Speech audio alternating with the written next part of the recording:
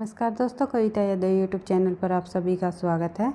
संपूर्ण हिंदी विषय की तैयारी को आगे बढ़ाते हुए आज की क्लास में हम करेंगे संपूर्ण हिंदी साहित्य में आचार्य रामचंद्र शुक्ल जी द्वारा दी गए महत्वपूर्ण कथन। आप सभी को पता है, कथनों से संबंधित भी परीक्षा में अवश्य ही प्रश्न पूछा जाता है। कम से कम 5 से 10 प्रश्न तक जो है कथन से संबंधित पूछ लिए जाते हैं। खासकर आचार्य रामचंद्र शुक्ल हिंदी साहित्य संपूर्ण हिंदी साहित्य में जो कथन है आचार्य रामचंद्र शुक्ल जी द्वारा कहे गए प्रमुख काफ़ी सारे कथन परीक्षाओं में हमें देखने को मिलते हैं। तो देख लेते हैं, शुरुआत कर लेते हैं आज की क्लास की। जिस भी परीक्षा में हिंदी साहित्य संबंधी प्रश्न पूछे जाते हैं, किसी भी स्टेट की टीजीटी पीजीटी परीक्षा हो या एनटीए नेट की परीक्षा हो, सभी के लिए ये क्लास काफ़ी मददगार साबित होगी। अभी हाल ही में जो है एनटीए नेट की जो परीक्षा होने वाली है उसके लिए भी ये काफ़ी हेल्पफुल क्लास रहेगी। तो शुरुआत कर लेते हैं। संपूर्ण हिंदी साहित्य में आचार्य रामचंद्र शुक्ल जी के महत्वपूर्ण कथन। भाई 25-25 कथनों को हम करेंगे। लगभग काफ़ी सारे कथन करेंगे हम, लगभग 150 से अधिक कथनों को हम करेंगे। तो आज की क्लास में 1 से लेकर 25 तक हम करेंगे कथनों को। तो देख लेते हैं 1 से 25 तक महत्वपूर्ण कथन जो कि आचार्य रामचंद्र शुक्ल जी द्वारा कहे गए हैं कि देख लेते हैं। सबसे पहले बात कर लेते हैं नंबर 1 कथन की। जब तक भाषा बोलचाल की थी तब तक वह भाषा या देश भाषा ही कहलाती रही। जब वह भी साहित्य की भाषा हो गई तब उसके लिए अपभ्रंश शब्द का व्यवहार होने लगा।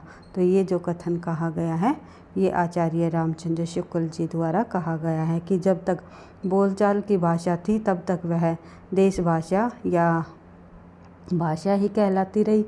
जब वह साहित्य भाषा की भाषा हो गई तो उसके लिए अपभ्रंश शब्द का व्यवहार होने लगा। यानी कि कई बार परीक्षा में प्रश्न भी पूछा जाता है कि यह कथन किसका है, तो आचार्य रामचंद्र शुक्ल जी द्वारा कहा गया है।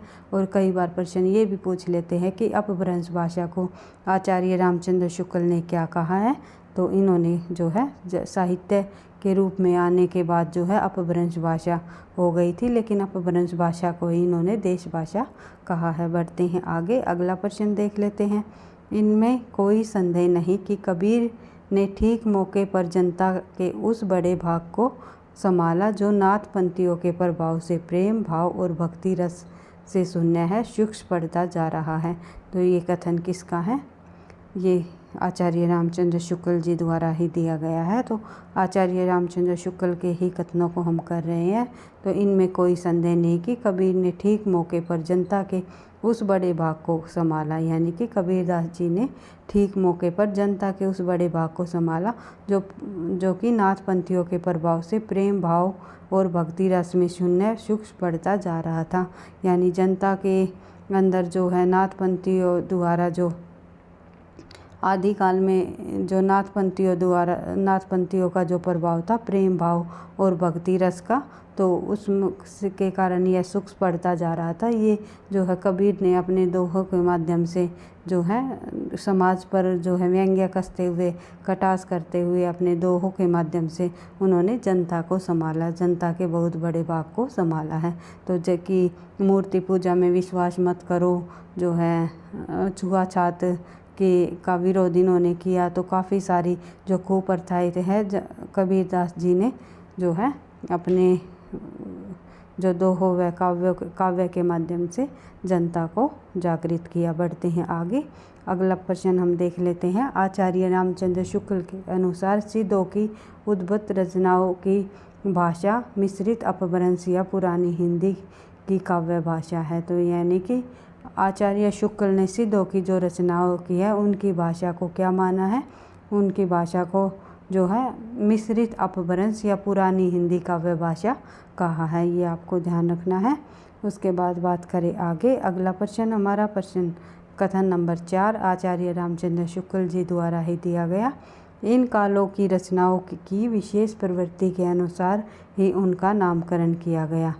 तो इन कालों की रचनाओं की विशेष प्रवृत्ति के अनुसार ही उनका नामकरण किया गया। यानी कि अपने हिंदी साहित्य इतिहास ग्रंथ में आचार्य रामचंद्र शुक्ल ने कहा है जितने भी इतिहास ग्रंथ का कालखंड हुए हैं जिस नाम से, जैसे आदिकाल और भक्ति काल, फिर है रीतिकाल, उसके बाद जो है आधुनिक काल। उन्होंने जो ये नामकरण दिए हुए हैं आचार्य रामचंद्र शुक्ल ने कहा है कि आदिकाल को हम जो है वीर गाथा काल कह सकते हैं, या वीर गाथा काल नाम दिया है। भक्ति काल को उन्होंने पूर्व मध्य काल कहा है, और रीतिकाल को इन्होंने रीतिकाल ही कहा है आचार्य रामचंद्र शुक्ल ने। आधुनिक काल ने आचार्य रामचंद्र शुक्ल ने गद्य काल की संज्ञा दी है।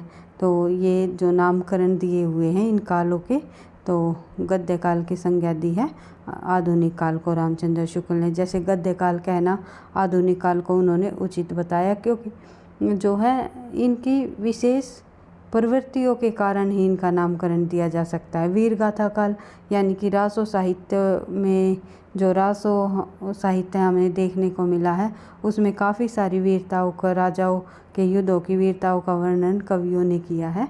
तो इन प्रवृत्तियों को आधार बनाकर ही आचार्य रामचंद्र शुक्ल ने जो है हिंदी साहित्य का काल विभाजन किया है।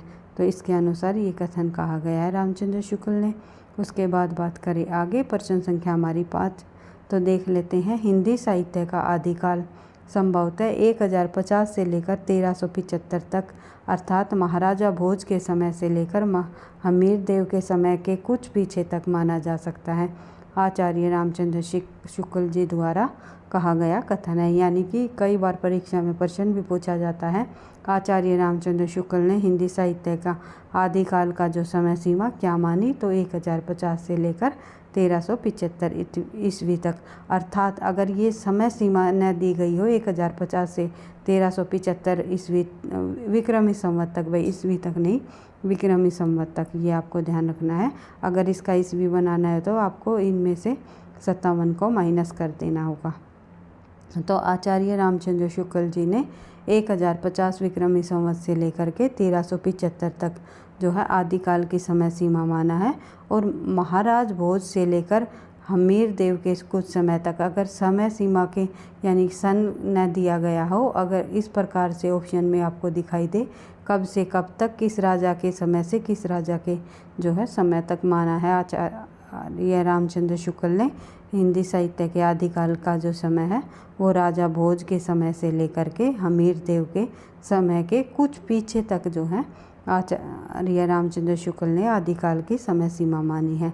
उसके बाद देख लेते हैं अगला प्रश्न, प्रश्न संख्या 6। नाथ पंथ के जोगियों की भाषा सदुकड़ी भाषा थी, यानी कि कबीरदास जी की भाषा को सदुकड़ी किसने कहा, वो कहा आचार्य रामचंद्र शुक्ल ने। यानी नाथ पंथ के जोगियों की जो भाषा थी वो भी सदुकड़ी थी, ये भी कहा गया है। तो ये कथन पूरा का पूरा आचार्य रामचंद्र शुक्ल जी का है कि नाथ पंथ की जोगियों की भाषा सदुकड़ी भाषा थी, उसी का प्रभाव जो है कबीरदास की भाषा पर देखने को मिला है। तो अगला जो हमारा प्रश्न है देख लेते हैं, कथन नंबर 7।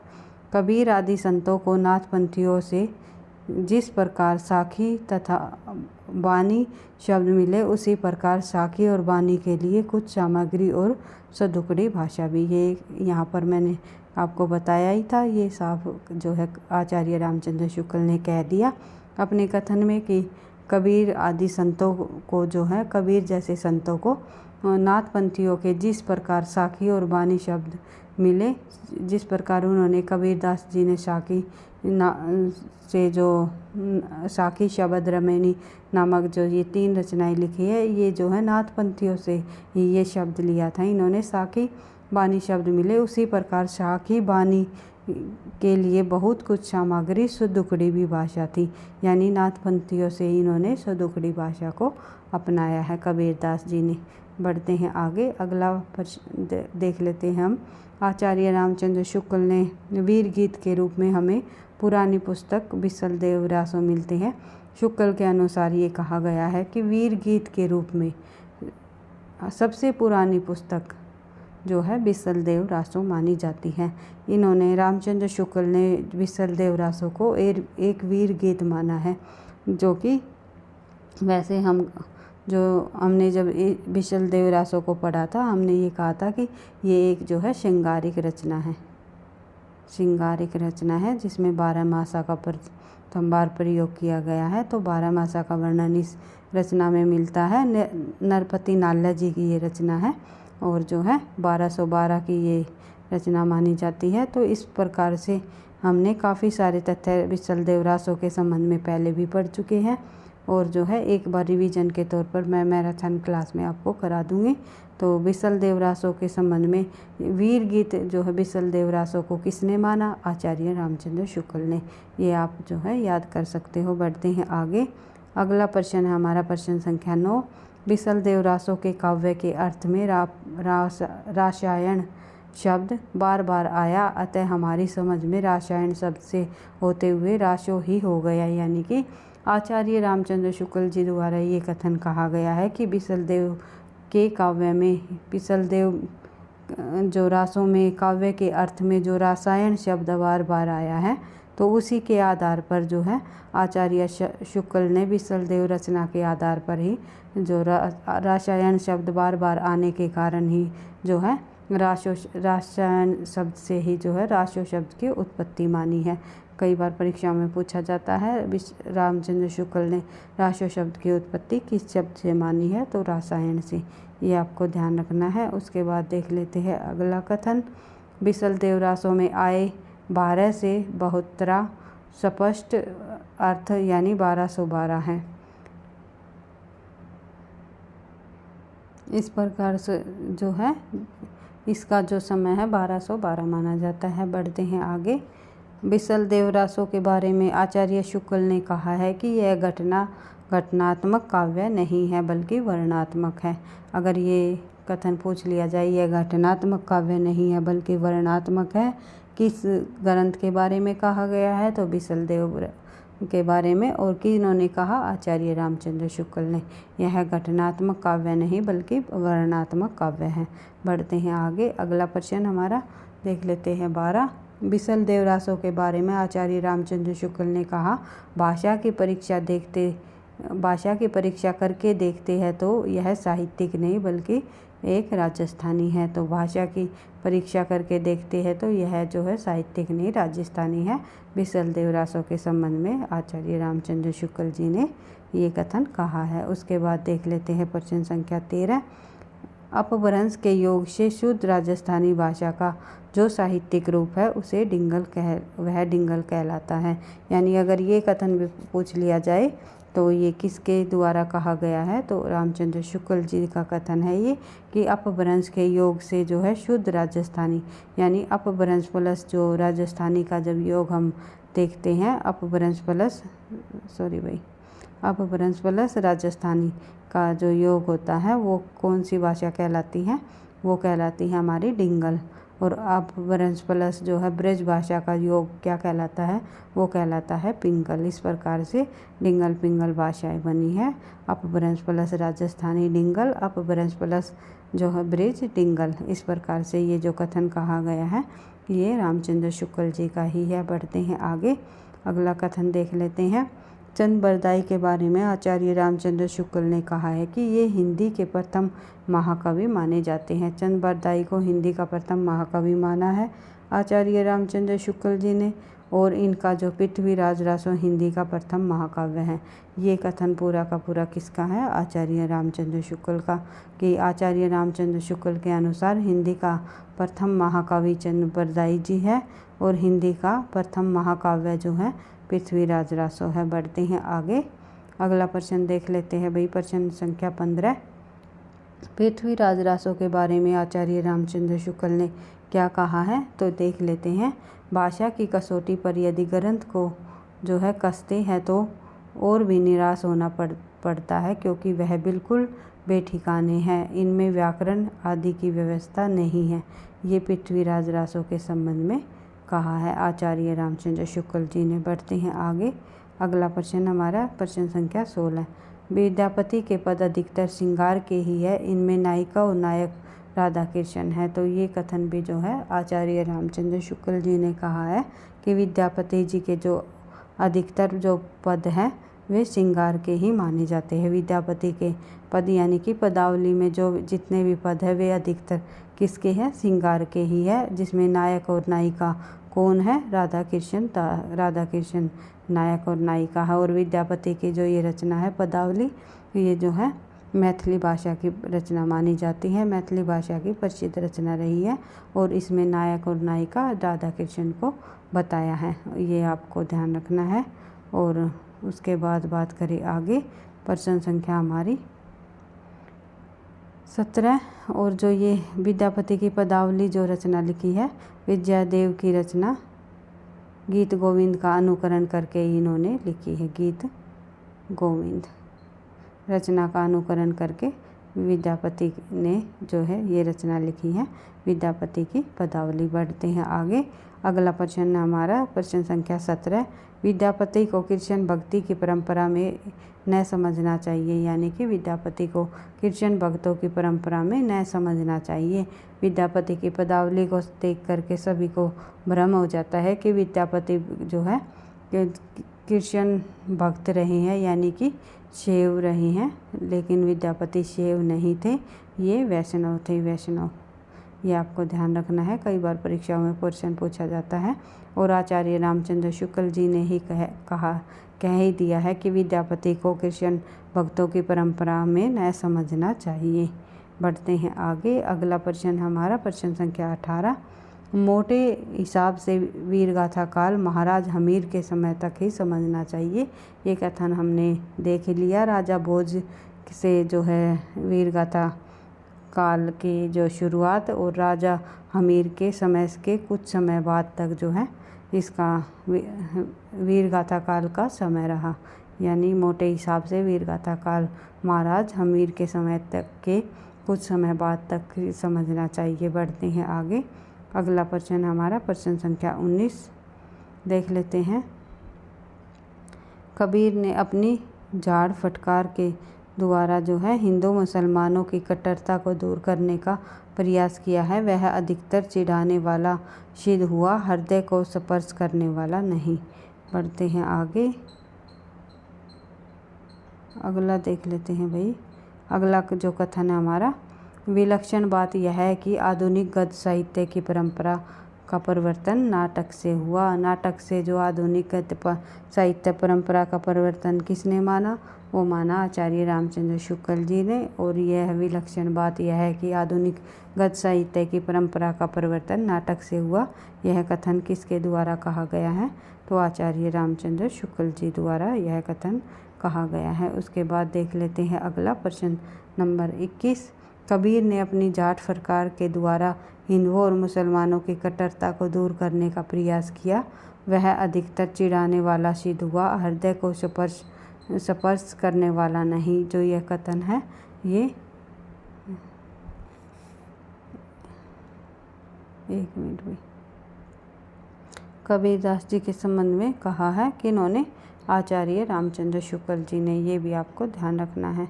बढ़ते हैं आगे कि कबीर ने अपनी जाट फटकार के द्वारा हिंदू और मुसलमानों की कट्टरता को दूर करने का जो प्रयास किया वह अधिकतर चिढ़ाने वाला सिद्ध हुआ, हृदय को स्पर्श करने वाला नहीं। ये कथन रामचंद्र शुक्ल जी ने कहा है। बढ़ते हैं आगे, अगला जो हमारा प्रश्न है वो है प्रश्न संख्या 22।